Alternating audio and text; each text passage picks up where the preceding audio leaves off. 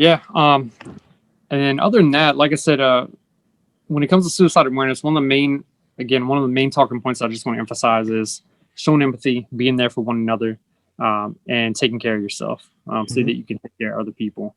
Another thing too, and I won't go too far into this because we could have hour-long conversation on this point, but kind of the social unrest in society right now, that's another huge stressor that we're seeing people having a hard time dealing with, both Hmm. from a social aspect and a political aspect.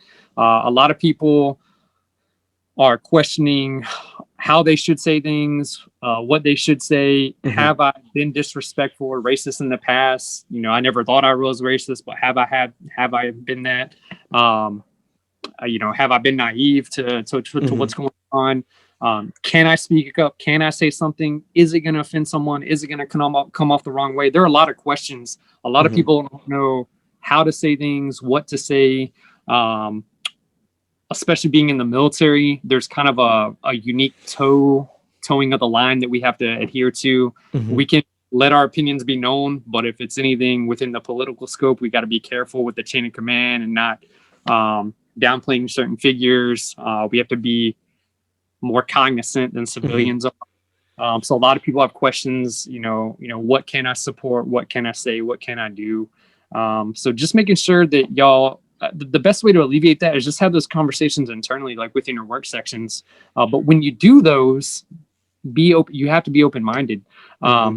Try and have an understanding of where people are coming from. Why they feel the way they do.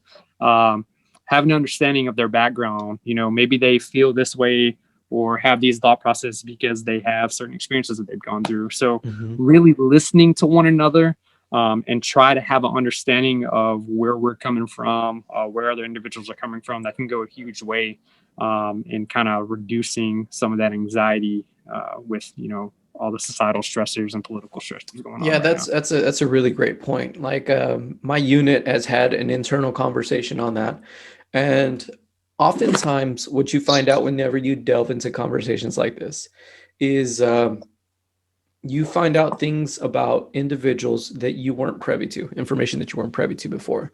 So Yeah. you find out a little bit more about, like, people that you thought you knew.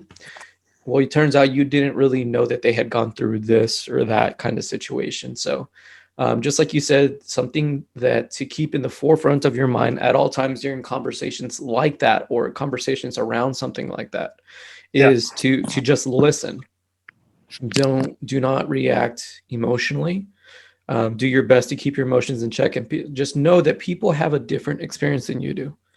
That doesn't make them any better or any worse than you.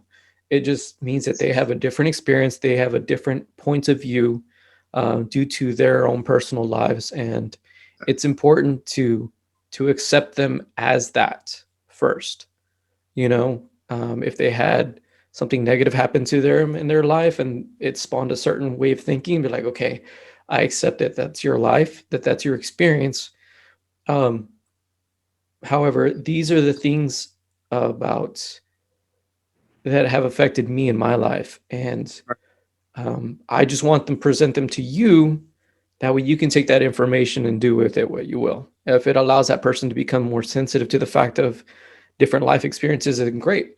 Hopefully, no matter what, a conversation like that will induce a growth in that person, that Absolutely. they didn't have before. Because Lord knows that my lifestyle or my upbringing had a very nuanced approach into, life in general. And it wasn't until I got into the military and started visiting other places in the world and visiting other countries that I realized that, like, you know what, I was very fortunate to grow up in the place that I did, around the people that I did, under the parents that I had, and it's allowed me to have this perspective and, um, this certain level of privileges. Many people wouldn't consider me to be privileged, and other people would consider me to be privileged. Growing up, privilege was, not a positive word. But the older that I grew up, was just like, having a mom and a dad. Having two parents that were still married, that was a privilege. Personally, I just thought it was like, okay, that was just life choices by my parents, which led to me having this privilege. I didn't do nothing to have that, but just knowing that that sets me at a different starting point than other people, that I should be sensitive to people that don't have that, and not necessarily give them a handout or anything like that, but definitely encourage that person's self-development. So I mean, people, you can't change what people have in their heart. You can only allow them to change that themselves.